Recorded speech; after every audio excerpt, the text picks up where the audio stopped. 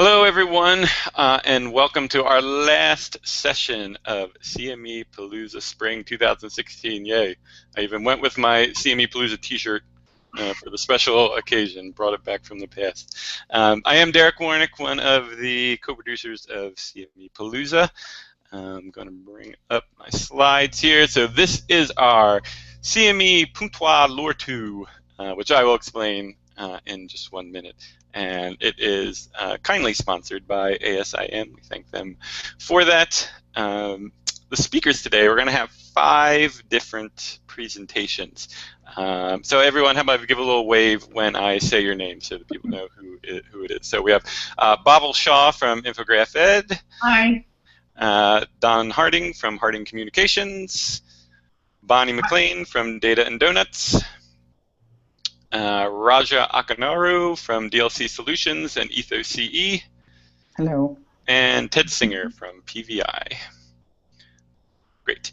As always, I want to give a big thank you to our sponsors. I have to get my sheet so I can actually read them. Our gold sponsor, Genentech, our silver sponsors, Practicing Clinicians Exchange, Platform Q Health, Helio Education Lab, Global Academy for Medical Education, ASIM, and Forefront Collaborative. And our bronze sponsors, Vivacity Consulting, Vindico, RMEI, PVI, Primary Care Network, Paradigm, Infograph Ed, Impact Education, Highmark CE, Educational Measures, Semiology, Clinical Care Options, and the Academy for Continued Healthcare Learning. There are 3 ways to ask questions. And this will be a little tricky because these sessions go so fast, but you can still ask questions, feel free, and I'll maybe give the questions at the very end. But you can use our Practicing Clinicians Exchange text line to send in a question, 267-666-0CME. You can click on the Google Q&A link, which is located at the bottom of the video. You need to have a Google account to ask a question, but that's a pretty easy way to do it. And as always, you can tweet your question using the CME Palooza hashtag. Our speaker disclosure slide is saying that any opinions, discussions, conclusions expressed are our own and do not represent our employers, parent company, etc. So what the heck is a Puntua Lortu? It is Basque for get to the point, and I have a verified source that says yes, that's actually correct. I'm probably saying it wrong, but it does mean get to the point.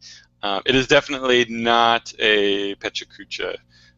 It's just very similar. It's 20 slides, 20 seconds per slide, sorry, and the slides will automatically advance. And it is a good format for helping speakers, as it says, get right to the point to kind of cut out a lot of the extra talking, and forces them to kind of get to the core of the subject. So I want to thank all of these presenters for giving this a try. It is not an easy, I'm sure they can all agree, it is not an easy kind of presentation to prepare and to give, even though it is only a total of about 6 minutes and 40 seconds, I think it is. So I thank them for taking this on. So the way this is going to work, I have a number of different slides I have to bring up. So it takes me just a couple of seconds because I'm sharing my screen, so I have to shut one down and then bring up the next one. But our first presenter, who I'm going to bring up, is going to be Bavel. And I'm going to find hers right here. Okay. There we go. So Bavel Shaw will be talking about designing information with impact. Bavel, anything you want to say before we get started? No, thanks very much, Derek, for the opportunity. I'm excited to do this. Okay, sure thing.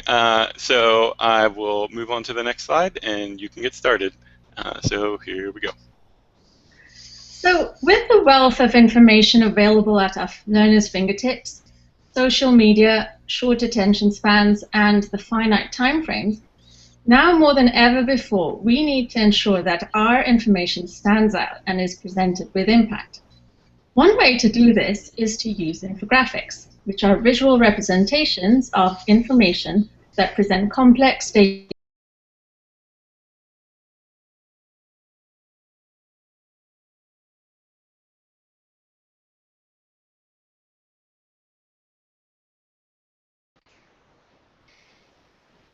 Hi, it looks like I was lost, but I'm back.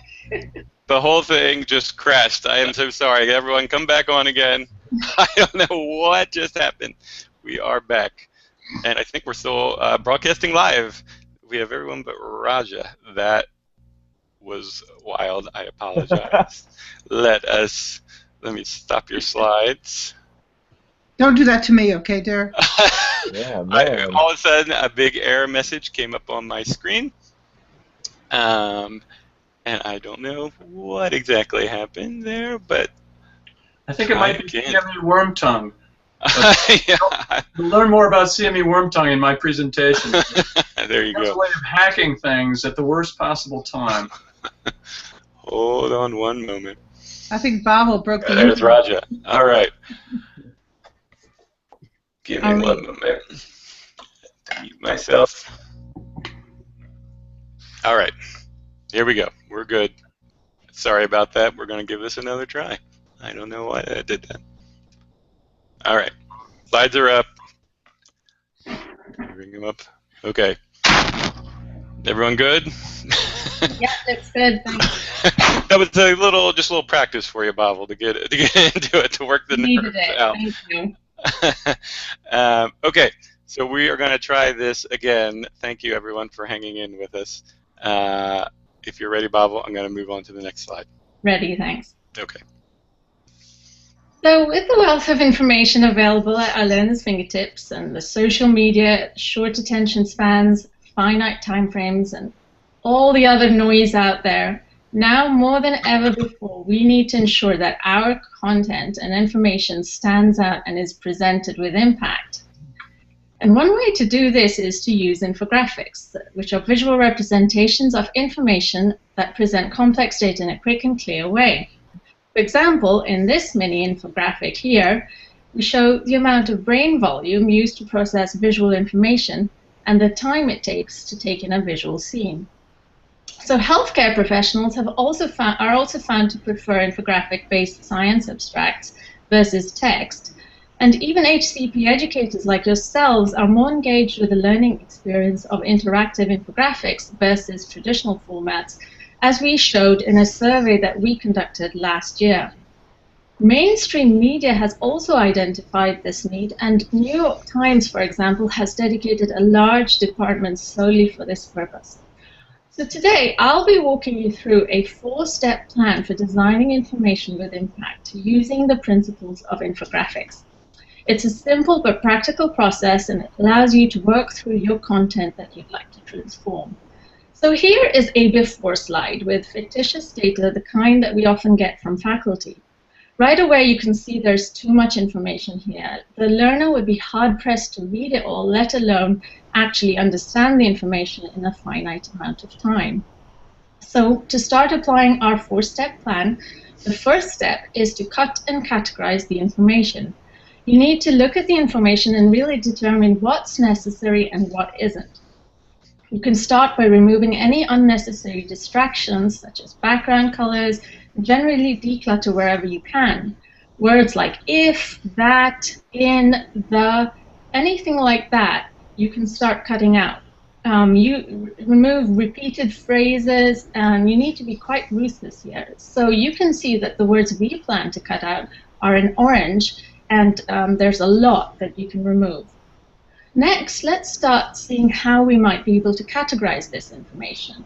So to start with, pull all your data into a consistent format. And then if you have adverse events data like we have here, you might be able to group it into body areas of throat, heart, gut, and then there's more information further below on receptors, which we've also grouped. So our next step is to define the messages and message titles and to tease out what might be the main message titles for each. And we're going to be using a 1 message per slide rule. So for our information on adverse events, we found that there were 2 messages here in this. The first was that constipation was the highest adverse event, but that decreased after 48 hours of treatment. And then the second message was that the reasoning behind why constipation decreases.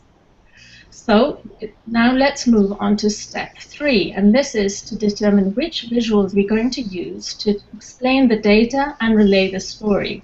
We will also be working through different options for visuals to determine the best choices for our learner. So of course, in the case of adverse event data, graphs are better than wordy bullets.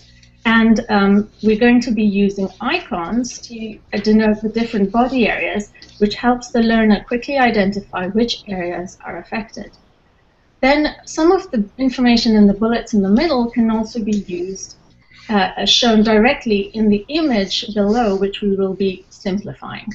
So, of course, you can show the adverse event data in a bar chart, like in option A, but how about something different? So in option B, we've got what's called a reflected bar chart. It looks like a reflection for most part, and what it does is quickly shows you those areas that are very similar, but also the ones that are very different. Now, let's look at our image and see how we might simplify that. There's so much information there, you would need only some of it for the point you're trying to make. So option B shows what's called small multiples, which shows that same image at different time points, which is the main point we're making here because it's a temporal process. So next, and our final step is the application of color, font, and overall style. And it's really important to pay attention to these attributes and keep them consistent throughout for a more polished look that allows your learners to focus on the content. And so here we've chosen color to delineate the different categories for our adverse events. You could also use the same shade of color for increasing or decreasing values. We've used a really simple sans serif font, and we've used a divider line style throughout. So pulling all this together, we've done a few things. Taken the original content, split it into 2 slides. We've used message titles. We've categorized the adverse events into body areas using colors and icons, and we've used orange to highlight constipation. And we've used a reflected bar chart. In our second slide, we've also got a message title. We've significantly simplified the original image, and we've got 3 small multiples showing the temporal changes in the molecular process, allowing for the captions to sit outside of each image and keeping it really decluttered. Now, the last 2 slides showed what you could do in a slide format, but how about some other platforms? You might want to add interactivity and animation. And you can do this to add more layered information behind. So in this case, what we've done is shown the different adverse events of constipation layered behind the total. And so here you have it. You've got your before and the after that we created. And I hope you understood how infographics can be used to increase the impact of your content. We've increased the clarity, promoted ease and speed of understanding, and hopefully aided retention. Thank you very much. I feel like I should clap after all these. Thank you, Bavel. That was really great. Thank you for hanging in there despite our technical difficulties. And the video worked on our slide. We had a little question with our video, but it worked perfectly. So excellent. Thanks so much. All right. So next up is going to be Don. When I find his slides on here, there we go. And there we go. Excellent. Don, can you see those okay? Yes, I can. Thank you, Derek. All right. So, Don Harding from Harding Communications talking about walking the talk. Anything you want to share, need to say before we get started, Don? Well, first of all, just thank you very much for this opportunity to tell a story. And I want to just give a bow to Audrey and her CME presentation about the Bards of CME, which was the inspiration for this format. Excellent. Great. All right, then. We will get started. There we go. Once upon a time, there lived a young man named CME Scout. His hometown was the city of brotherly love. CME Scout loved to provide people with helpful information. He also loved to obey the Scout law. A Scout is trustworthy, loyal, helpful, friendly, courteous, kind, obedient, cheerful, thrifty, brave, clean, and reverent. CME Scout roamed the Twitterverse doing good deeds daily. He wanted to make CME the best it could be. He believed it was possible for commercially supported CME to be not just accredited, but also accurate, timely, and fair balanced.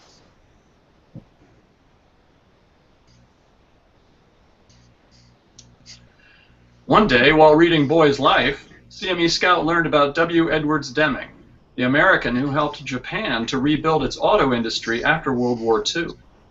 CME Scout admired Professor Deming and how he encouraged the Japanese to improve the quality of their products by using a scientific approach based on measurement. CME Scout had an idea.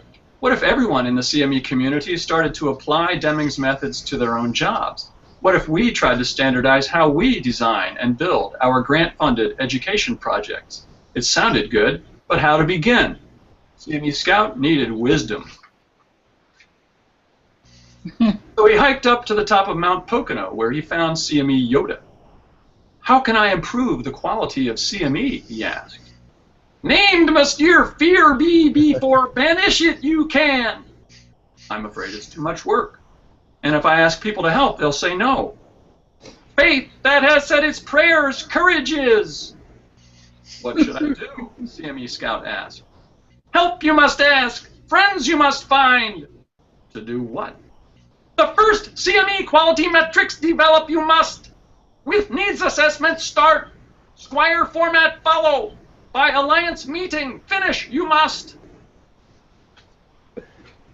So CME Scout said a quick prayer and got started. First, he reviewed the literature. He discovered he was not alone. Lots of people in the CME community are interested in needs assessment. Some have experience writing needs assessments, or reading them, or editing them, or even buying them. With help from Joe Kim, he learned how to use Twitter better. With help from Brian McGowan, he began attending Twitter chats, where he learned about a great book on needs assessment. The author even included a recipe to follow called the Delphi method. This is where you form a blue ribbon panel of experts to get their opinions on an important issue. So CME Scout started forming a panel of experts. They were evenly balanced between writers and readers. First, he invited members of the American Medical Writers Association, many of whom earn money by writing needs assessments. Then he invited fellow members of the Alliance for Continuing Education in the Health Professions, many of whom edit or read or buy needs assessments. All went well until people who had gone over to the dark side heard about the project. One of them was CME Wormtongue, who was proud and hated fair balanced CME. He became jealous when he was not invited to join the Blue Ribbon panel. He started to think of ways to sabotage the project. Meanwhile, CME Scout kept following the instructions in Queenie's book. It was simple to write the questionnaires. He only had to ask panelists once for their ideas. Expert commentary was plentiful. Panel members were being helpful, friendly, courteous, and kind, just like good scouts. Soon, he had 10 measurable criteria considered essential for a quality needs assessment. To top things off, 3 pharmaceutical companies offered financial support. Using his ASEF Squire license, CME Scout started writing up the project using the Standards for Quality Improvement Reporting Excellence. Then disaster struck. CME Wormtongue hacked Apple's servers with malicious code. When CME Scout upgraded his Mac to the latest operating system, his desktop, laptop, tablet, and smartphone all stopped working. The same thing happened to all the Delphi panel members, and the Alliance meeting was only a month away. CME Scout cried for help. When CME Hulk learned what had happened, he said, CME Hulk angry. CME Hulk find CME Wormtongue. CME Hulk smash. CME Wormtongue was so scared that he fixed the computers of CME Scout and every member of the panel. Now panel members could communicate again. The manuscript CME Scout submitted showed the names of all the panel members as co-authors. CME Wormtongue even offered to help with proofreading, and the co-authors gave him an acknowledgement.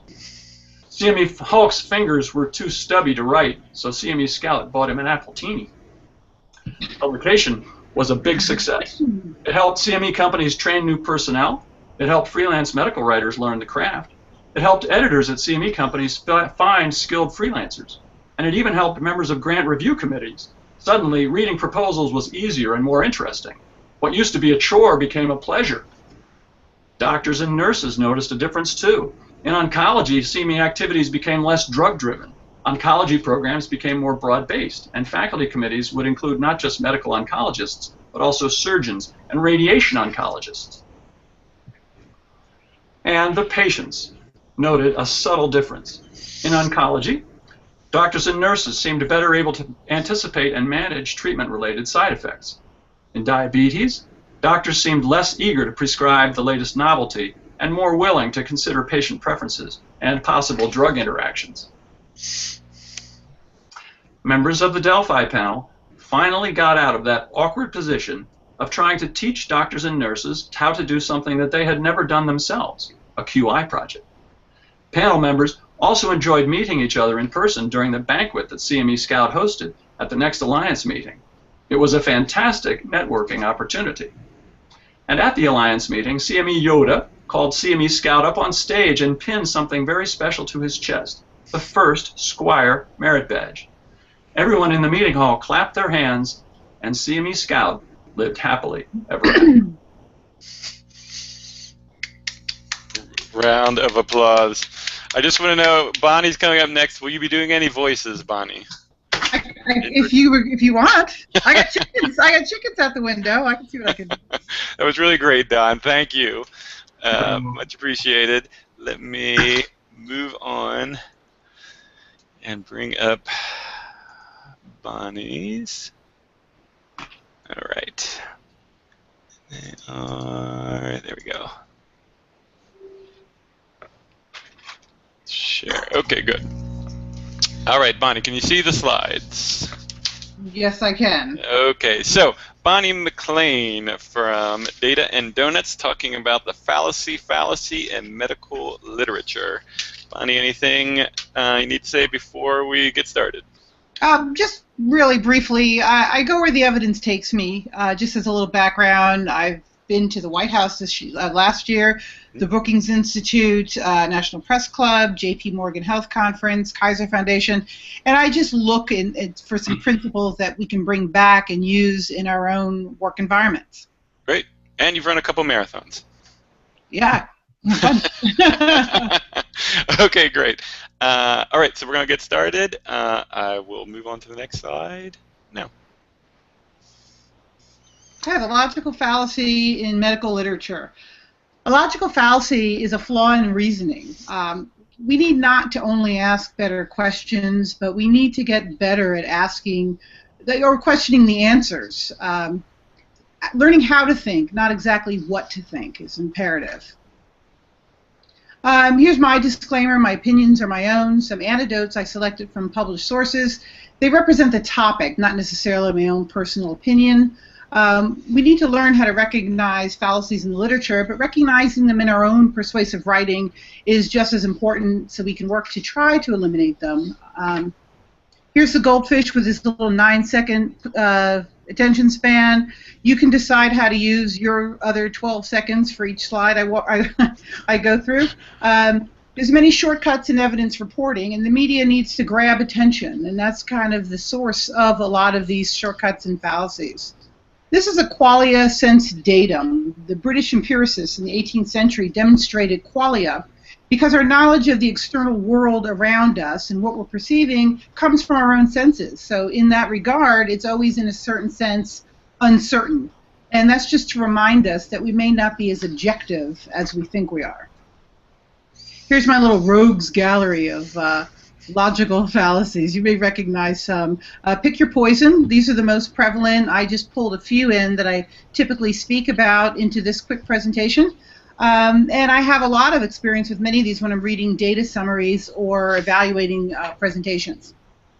And here's the holy grail of fallacies. I like to call it the gateway fallacy, the confirmation bias, where you think that your opinions are from your rational objectivity, but in actuality, you're just confirming what you already believe.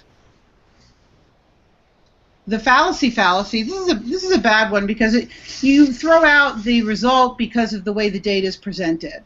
This was the Beecher biological clock, which did have some science behind it, but the way the evidence was presented, it really wasn't rigorous, and the claim is poorly argued, so the claim must be wrong. It is one of the fallacies.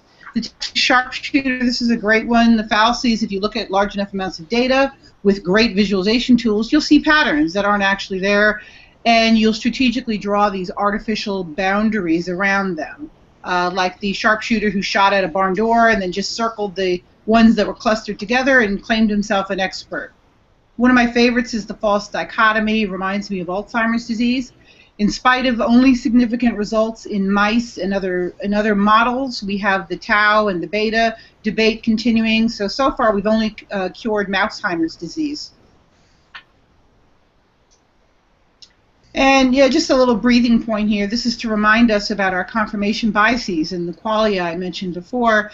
They influence our beliefs, our perceptions, and our conclusions. And in spite of being presented as evidence to the contrary, we do tend to stick with what we came in with and the emotions that they provide.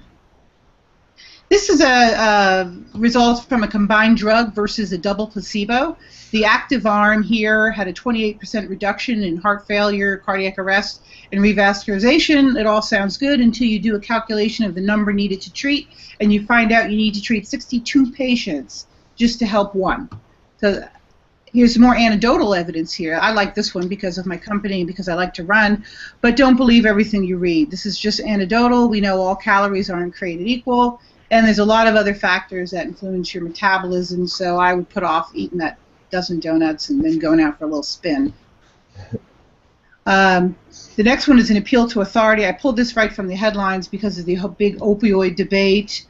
We have new guidelines, we have new legislation, we've even heard from the president, and it got me a little curious. I wanted to know what I could find in the data, so I went to the Substance Abuse and Mental Health Services Administration data set called SAMHSA, and I looked at the quintiles of prescribing and the quintiles of non-medical use of opioids, and I was expecting to see some correlation, but if you look at the top 20th and the 5th percentile, the darkest, you see the non-medical use isn't necessarily happening where the largest amount of prescribing is happening.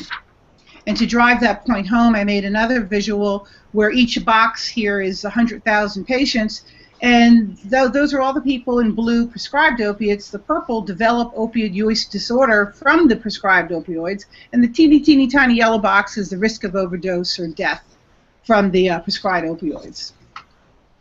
An easy one to strike down is the straw man fallacy. Dr. Wakefield made it very easy for all of us because of his unscrupulous research habits.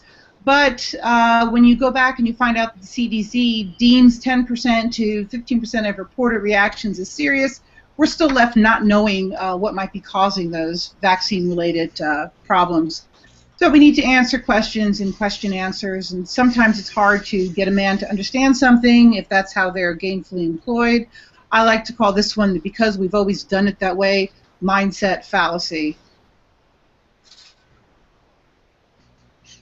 And this one is the bandwagon fallacy, but let's just call it the worship the false significance fallacy, because the percent of papers that are reporting p-values is going up, and you might be surprised to hear that the most significant results have become even more significant. And only 10% of those are even mentioning effect sizes, and fewer than that mention uncertainty. There's a wide variety of metrics also used to report effect size when it is actually reported, which is extremely rare. Very few studies, as you can see here, are reporting them, very few in combination with the p-value. So as you can see, there's variability in how we are measuring significance in our research.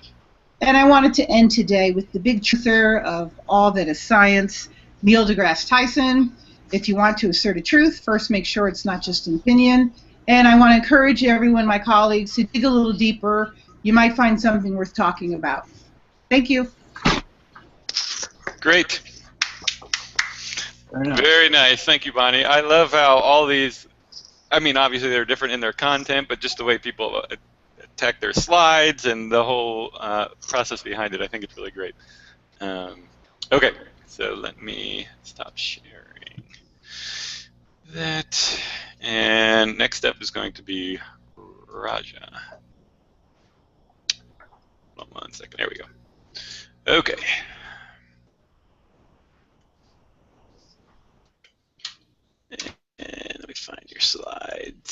pages are easy to find because I have that guy on there to see. So, Roger, can you see your slides okay? Yes, I can. Thank you. Okay, great.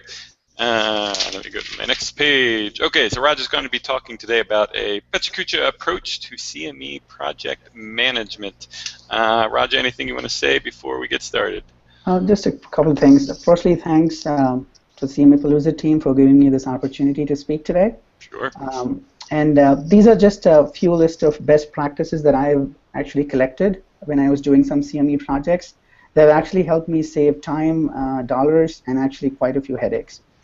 So I'm hoping that sharing it with everyone might help us do the same. Okay, that sounds good. If you are ready, I will get started. Sure. Okay, here we go.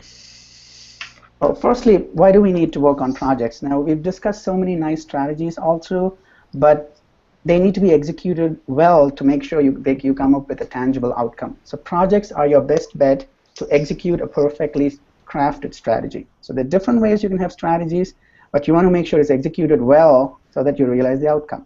There are different methodologies available. To make things simple, I've tried to come up with a quick 4-approach acronym for that. It's called STAR, which is manage your projects, manage your scope first, build a strong team, adapt to changes, and then manage risks. So we'll go through some of these things in the next few slides. We'll start out with the first one, defining your scope for the project, which is basically what do you want to accomplish in this project.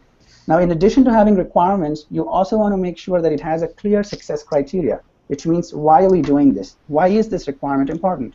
You want to make sure you have some requirement walkthroughs and sign-offs before you actually implement stuff. We'll now move on to the next one. Scope is probably the most important project constraint. So a change in scope for a project actually impacts quite a few things. It might impact the time for the project, the dollars spent for the project, or maybe require a new team member. So the next time you hear someone about a new requirement, make sure you evaluate the scope. We move on to the last one. Not all requirements are the same. You've got to understand that there are some requirements that are must-haves, some of them are nice-to-haves. And if you feel all requirements are important, it means you're not prioritizing them correctly. This is just a paper tip that talks about projected must-haves, which are actually nice-to-haves. So that's about the first part, which is the S. We move on to how do we build a strong team. Now, you could probably see that a lot of times not all project members have a common understanding of the project. My favorite analogy is the 6 blind men and elephant problem. So 6 blind men were asked to describe an elephant. One gentleman said it's a snake. Another gentleman said it's a trunk. Now, all of them were correct in their own instance, but none of them had a holistic perspective. Now, the 3 important team members you want to make sure are represented in your project. First, you need a project champion who's one from a senior management, one who has a close association with the project. Then you want to make sure you allocate enough time to your project manager. It's not one of those 100 things that the project manager does. There is enough time allocated for the project. Then moving on to the next part, which is most important, is how do you build trust in your team members? It's really important if you're talking about vendors or external organizations. One nice theory that I'd like to propose is build transparency. You know sometimes that a requirement won't work. So don't say yes when you won't say no. Moving on to the third part, which is how do we adapt to change in projects? Now, the first part towards adapting to change is realizing that change has occurred, which means first you have to measure your change. There are different tools available for you to actually measure changes in projects. I'm actually going to talk about a couple of things, milestones and deliverables, in the next slide. So the first thing is whenever change happens, you want to make sure you react to it automatically or immediately. So divide your project into smaller chunks instead of saying, I'm going to deliver this project in 6 months where things could go wrong and you don't have a chance to learn from your mistakes. So we now move on to the third part in terms of adapting to change. This is my favorite slide. 90% of project failures are due to scope creep, which is that one wish list that you want your CEO wants you to do or your marketing team wants to do. Be aware of scope creeps. There are a couple of tools that I'm going to present. One of them is a questionnaire where you can ask a couple of questions to talk about how do you adapt to scope. The second one is the 5 why technique. Whenever you're presented with a new requirement, ask yourself 5 times, why is this requirement important? A lot of times, the answer to the third why will actually drive you to the benefit and then help you to identify workarounds for your scope. We move on to the next one, which is actually the last element, which is risk. Things happen, projects have risks. So let's operationally identify what a risk is. Any change to project constraint, such as a scope, cost, or timeline, is identified as a risk. If a project member leaves, that could be a risk too. So be aware of risks that can happen in your projects. Now, there are 3 tools I'm going to talk about. And the first one is really not a tool. It's more of a mindset. It is think about plan B when plan A doesn't work. Think about what you want to do about it. Sometimes workarounds could help what you want to achieve without changing the project budget. Things like system workarounds or manual workarounds can be really effective. I'll move on to the next one. So sometimes what happens is if your system can't change certain things, ask yourself whether your process can change. Think out of the box. Think about one of the fallacies that Bonnie had mentioned. We've always done it this way. Challenge traditional thoughts and think about ways you can accomplish this. There are a few questions you can ask yourself. The last part in terms of managing risks is, remember the elephant and 6 blind men problem? You want to make sure that everyone has an understanding about what's important in the project. Things like milestones, sign-offs, all need to be documented and stored in a location that's accessible. So this actually concludes the 4-step process, or the 4 important things you need to keep in mind. We'll take a quick case study here. You're appointed as a project manager for a new website. Yay! So 5 days before site launch, your boss wants you to add a new functionality to the project. You know it's going to take several weeks to implement. Develop an action plan to address this scenario. We'll move on to the solution in the next slide. There are several possible solutions. This is just one of them. First thing is resist the temptation to act immediately. Firstly, that's a project risk, so identify that. 2, try to identify the impact of that risk. What does that change mean in terms of timelines, dollars, or team members? Then we'll talk about a few other things in the next slide. So then you walk through the impacts with the project team members. Make sure you talk about that with your project champion, because he or she needs to be aware that a change has occurred. A lot of times, folks tend to do things by themselves without the knowledge of the project champion. And then try to identify workarounds, and sometimes if it works, you can incorporate that in the project. Now, if a workaround doesn't work, obviously you have to extend the timeline. So just as a quick wrap up for everyone, projects are a great means to bring vision to reality. There are many tools available. STAR is actually one of them, basically my acronym for all the best practices. And if anyone has any feedback on the presentation, feel free to reach out to me. Thanks, everyone, for your time. Perfect. Thanks, Raja. Sure. Nicely done. All right. So, one more to go. How you feeling, Ted? Good. I'm ready. And, going last is tough. It's the anchor. All right. Bring it home, Ted. We'll give it our best shot. Before we start, Derek, I was going to say that I've gotten in the habit over the years of leaving the annual Alliance January meeting and sort of writing up my notes as kind of a reflection exercise, but then I've shared them with my peers. Usually it winds up being 9 or 10 pages long. And when I saw your call for submissions for this Puntua Lortu, to try to boil that down to 20 slides, 20 seconds each, seemed like a worthy challenge. So we'll see in 6 or so odd minutes whether or not I succeeded. Yeah, well, I have been on the receiving end of those notes many times, so I am certainly looking forward to it. So let me give you your official intro. Ted Singer, president of PVI, and his 7 minutes in CME heaven, technically 6 minutes and 40 seconds. Anything else you want to share before we move on? Nope. All right, well, here we go. All right, so in an attempt to summarize the entire Alliance meeting, you have to get access to all the material. And here's a snapshot of the app. And I have to say, almost every presentation is on there. I went through hundreds of slides, and I really tried to come up with some common themes that were reflected in the meeting. And I think the most common theme, or the one that really represented the meeting the most, was the keynote on day 2, which was all about complex adaptive systems. And the speaker was someone who goes into areas that have been devastated by natural disaster and with a multidisciplinary team brings them up online. And he compared those disasters to a working healthcare system with all its moving parts and its constant dynamic changes. And so here's CME Palooza takes its name from Lollapalooza, which is photographed up top, and then there's the Alliance meeting on the bottom, and they look remarkably similar. You've got this adoring throng, you've got these compelling performers, you've got Medscape VIP tents and logos all over the place. But it in itself is a complex adaptive system. And I think what we learned is that to deal with these systems and to make sense of them, you have to break down the silos in your organization. Now, what could be siloed? Well, professionals with distinct skills who aren't used to working with each other could be siloed. But going to all the sessions in the meeting, there's a lot of other silos that we need to break down to try to improve healthcare delivery and to improve outcomes. And so I've organized it into silos, and the first is interprofessional collaboration. I think we've heard about this a lot, getting doctors, nurses, non-clinical staff to work together.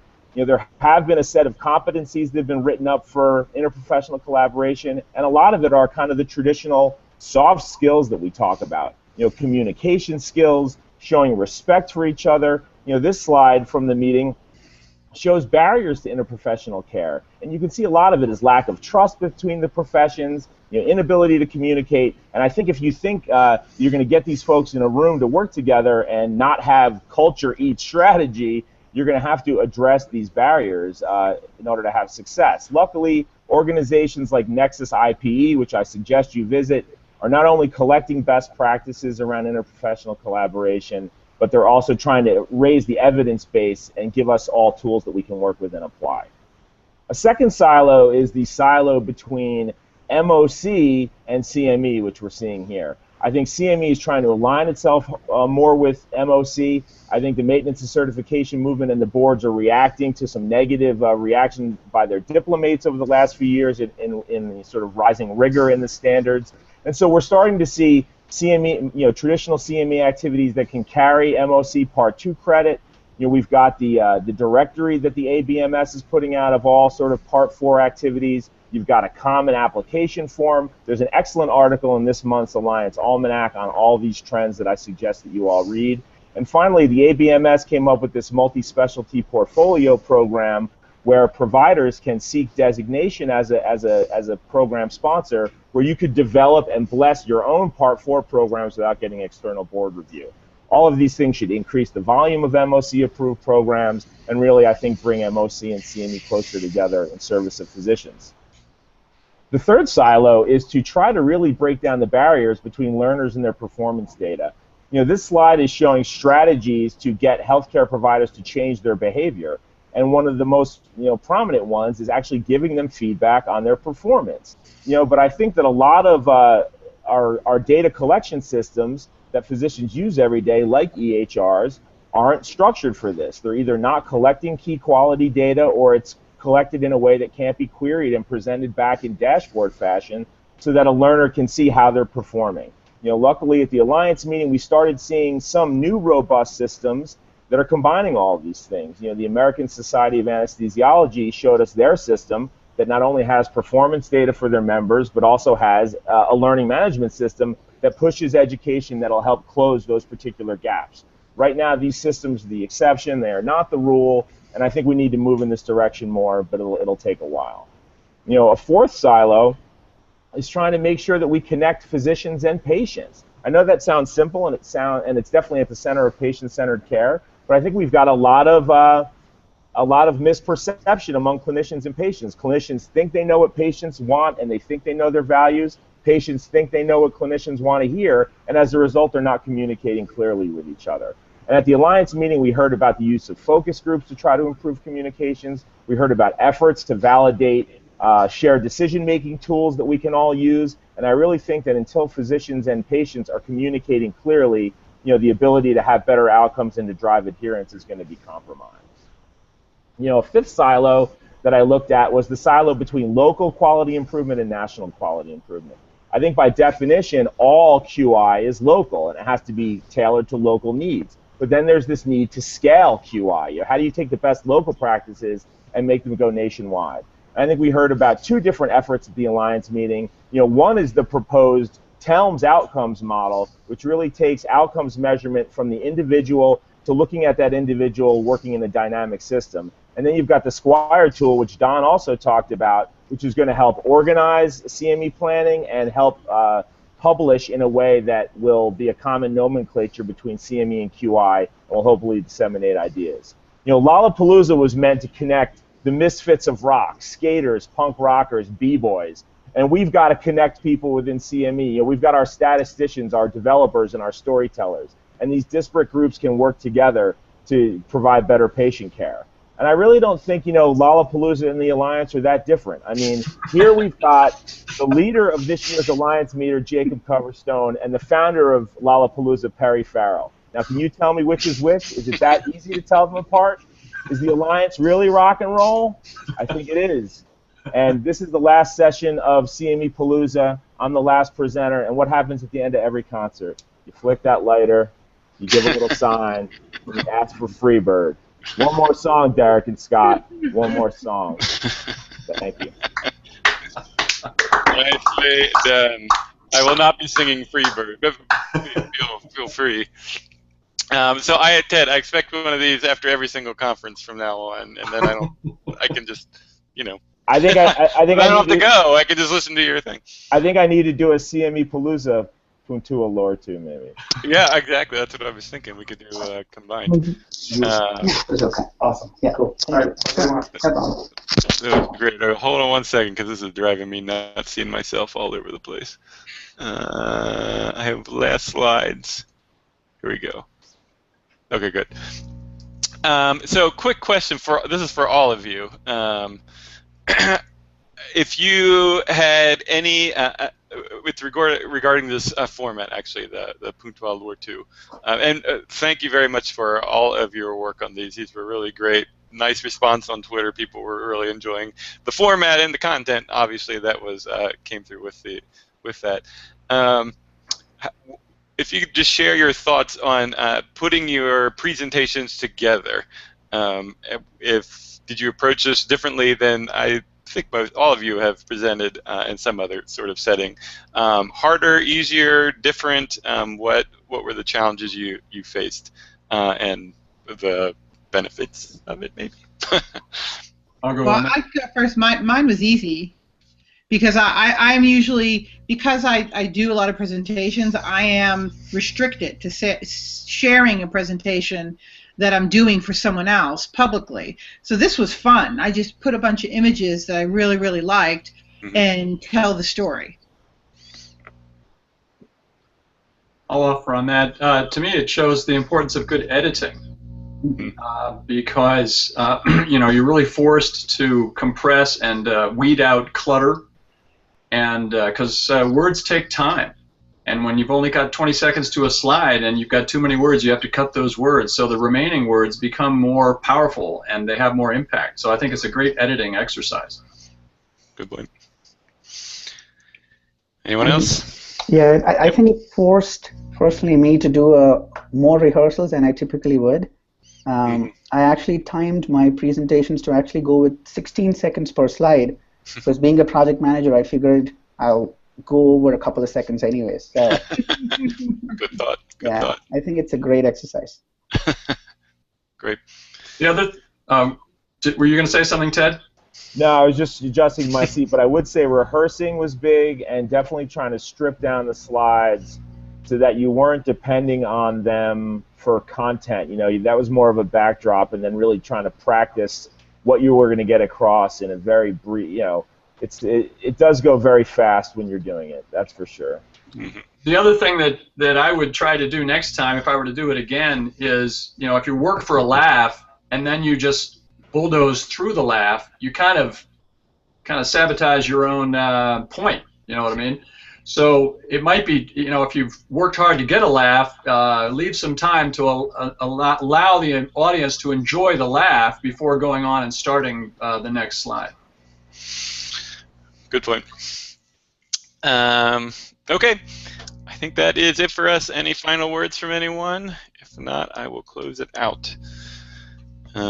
Great. So just a final reminder that please, if you have not done so already, take our survey. It's only 7 questions. It does not take very long, but we do read them, and it is helpful for us to get an idea of just how many people were watching and topics that you thought were interesting and anything like that.